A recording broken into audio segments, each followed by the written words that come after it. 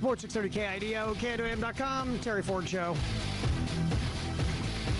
Time to talk a little NBA, some college, some high school, some pickup, some AND1, a little AAU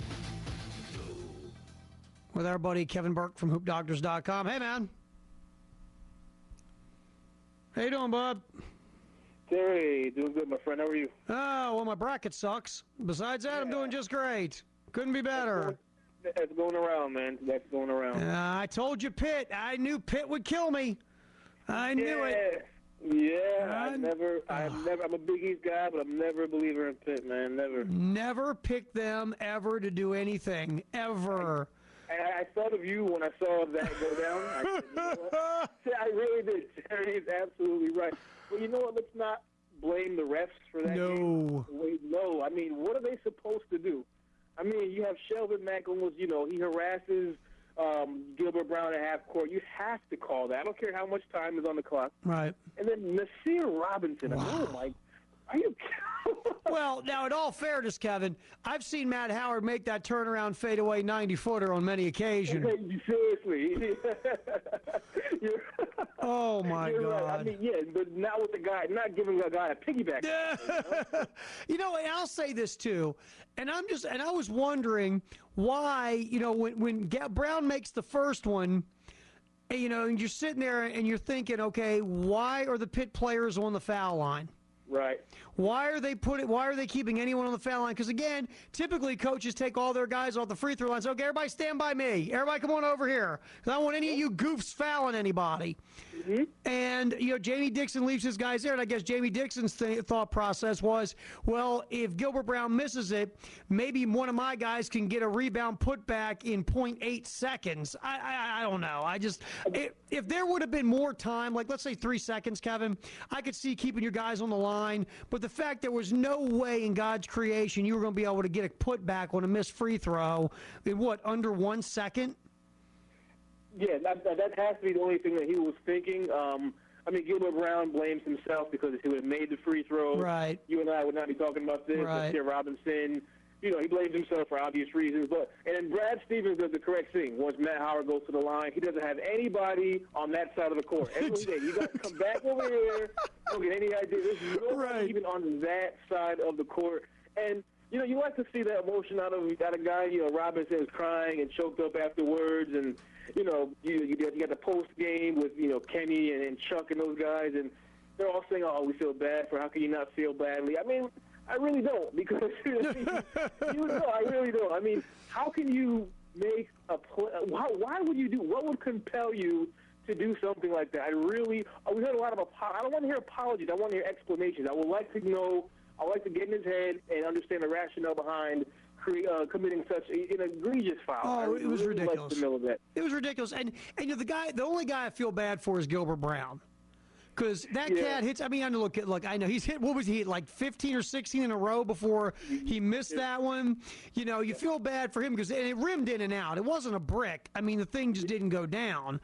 Right. But I'm with you on Nasir Robinson. I can't feel sorry for you when you commit one of the most boneheaded, dumbest fouls in the history of college basketball.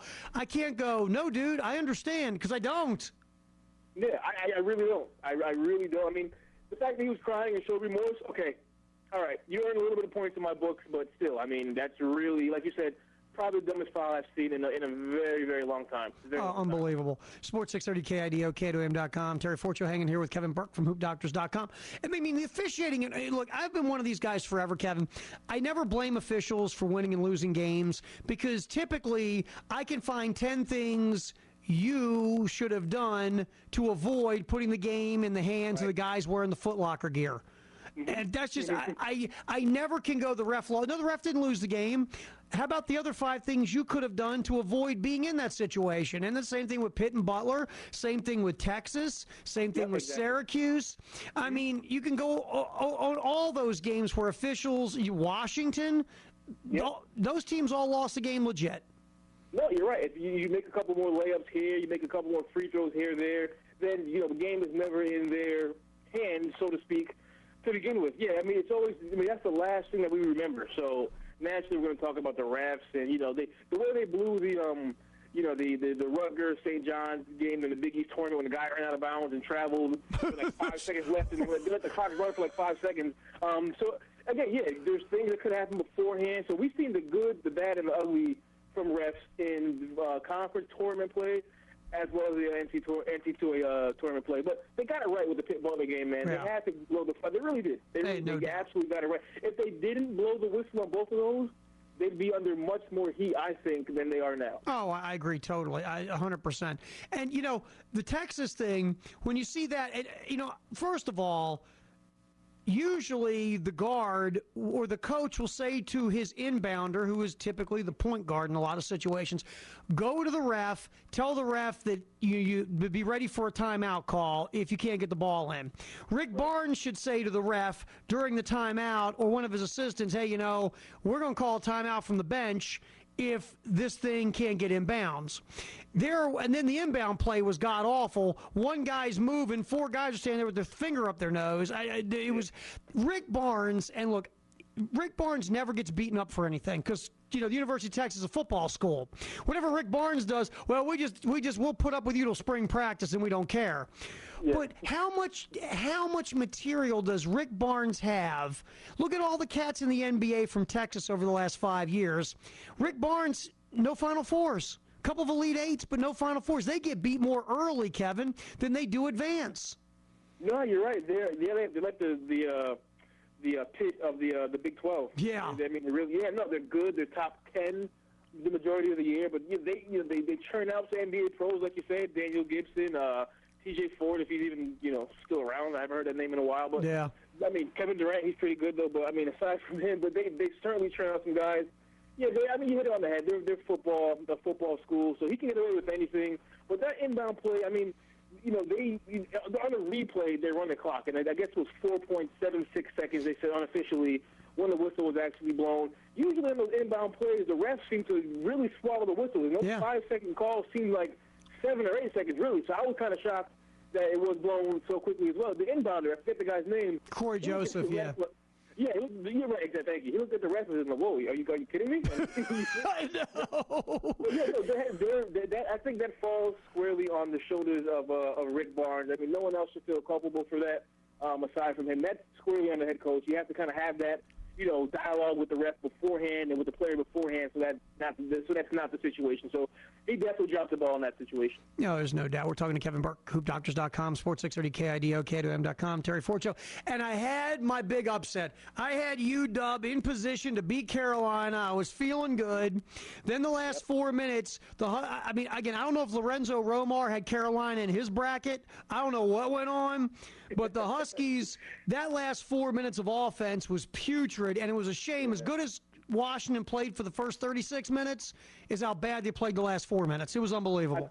I thought both Carolina and Duke were going down. I really did. I thought it was going to be a bad day for the Carolina schools. They just, Washington as well. They're in the dance quite frequently. Same kind of thing. They're just not ready to turn the corner. A lot of pressure's on that guy, Isaiah Thomas. They lost that game, I think, more than Carolina won it, if that makes any sense. Oh, yeah. Kind of, Michigan had their chances, too, switching gears. In the wake of the whole Fab Five documentary, I swear I really wanted Michigan to pull that one off over Duke. I thought almost the same thing. I thought they were completely outmatched. I thought they were going to lose by 20 or so. I didn't think Michigan even – it was a wonder they snuck in the tournament. But to give Duke that fight, kind of goes back to what you and I are talking about with Kyrie Irving possibly getting in the way and disrupting chemistry. Yeah. Well, that game has been so close if he didn't play. I don't know. He took a lot of shots. Not a lot. He took some shots down the stretch where maybe Nolan Smith would, maybe Kyle Singler would have. Right. If the game has been closer, would the game have been more of a blowout? I think so. But in the same breath, he's a phenomenal player, man. He really is. Yeah. He'll be a lottery pick this coming NBA draft. Yep, he comes out. If he leaves after the first year, I think pigs are going to fly, hell's going to freeze. 1 year, one and done from Duke? Are you kidding me? Well, already half of a year and done. Half and done. He didn't play the whole year. It's unbelievable. Unbelievable. Right. All right, now, let's look at the – did you have any Cinderella survive in your bracket, brother? Well, I had my Cinderella was St. John's. They're gone. No. Let's see. You got Richmond and potentially, and VCU potentially meeting each other. That's cute and everything. I get that. What really kills me? So you got, I guess my Cinderella, would be VCU. I thought they got unfairly badgered by the analysts, the experts, quote unquote, for getting in. So they're here now. They're dancing, and they're still going on. I just find it interesting that they're making a comparison now. The Big East has as many schools remaining as the city of Richmond when I know. And VCU. Okay, all right, give me a break with that. Okay, 11 schools made it from the Big East. I agree. But mathematically, 11 schools could not have made it to the Sweet 16 because, one, Syracuse played Marquette and UConn played Cincinnati. So right. if my math is correct, two of those teams had to leave. And plus, if you look at the bracket from the beginning, two had to. So say like St. John's didn't lose in the first round, and some of the schools, some other Big East schools did, like Georgetown. They would have met other Big East schools as the brackets progressed. So I think only like 7 could have made it. So maybe a third made it. It's not really that bad. It just sounds bad 2 out of 11. But so they're saying the Big East was overrated. I defy anyone to give me a better league in the college game this year than the Big East. So that's just a whole bunch of fodder and headlines. It's cute. It's a cute headline: the city of Richmond versus the Big East. Give me a break though. But VCU is definitely riding high. I think that they're riding on fumes and emotion from all the haters that they got. Well, I tell you, I'll say this about the Big East. I think first of all, when you get 11 teams, you're set up to fail anyway. You're just set up to fail in the NCAAs. But what makes them look bad is when the Morehead States take out Louisville and Pitt gets dumped by Butler. When Notre Dame gets embarrassed or in the tournament and gets I think Florida State just scored again. I think that's what makes the Big East look bad. To me, anybody that thought the Big East was going to get like half of the Sweet 16 is a dope. It's just a flat-out dope. It wasn't going to happen. But I was expecting in my bracket, did I have 4 of them getting through? I can't remember anymore. This thing's been such a blur in my head, Kevin. Let me see. Who did I have getting through? I had let's see. I have Morehead State to the Final Four. No, let's see. I had Syracuse getting through. I had UConn getting through. Pitt, Notre. I had 4. I only had 4 of the Big East getting through. Yeah.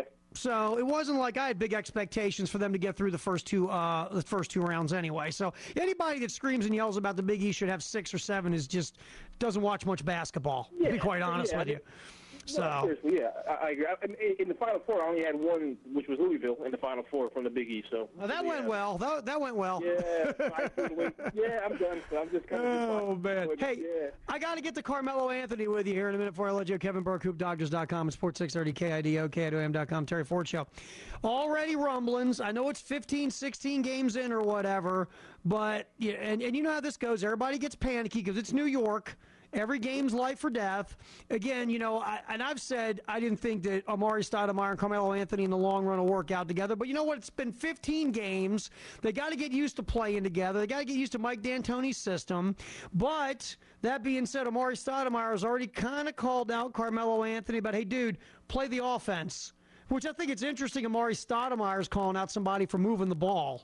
Yep. I think it's got. Now, what do you make of that? To me, it's interesting, but it's a lot of nothing because it's a long way to go. And Carmelo Anthony and Amari Stoudemire, neither one are going anywhere. Yeah. So I do think it's interesting that about 15 games in, there's a little rumbling. I think you hit it right on the head from the beginning. 15 games in, they're 7-9. Think about the Heat when they started the season. They started 9-8. Right. They turned that around. Correct me if I'm wrong, but they turned that around. They're number 3 in the East. Yeah, they haven't beat the really elite teams. Their records against the really good teams is not that good. But again, this is their first year together. But they, for all intents and purposes, have had a successful season. I think have the Miami Heat. Same thing we're here with. It's a completely new team. Melo and Chauncey have been on the roster for about 3 weeks or so. They've only had, if I'm not mistaken, about 3 full practices. I'm not making excuses, but it's kind of it is what it is because they've had a lot of road games. They only had about 3 full practices rather. But in the same breath, when you hear like you just said, Amari calling out Melo kind of indirectly, and then Melo actually saying, "We're not going to gel until next year." You don't want to hear that. No, you don't. Seriously, don't say that out loud. Don't even text that to anybody. I couldn't believe he said that But he's actually true. He's not lying. That they fell from. They've been number 6 in the East since seems like the beginning of. Seems like from the first game they won. They're in the 6th spot since forever. They're now number 7. They're not going to fall to 8 because they got like a 7-game cushion between them and the Indiana Pacers.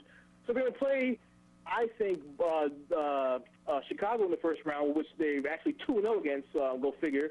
So they're falling. It's not looking good, but at the same time, when they do gel, it'll be too late because it's going to be time for them to go home because they're probably going to lose in the first round the way it's looking right now. Buddy Kevin Burke, HoopDoctors.com. Always good to bug you, brother. We'll talk again next week. Sounds good, my man. See you, man. Sports 630 KIDO, KIDOAM.com.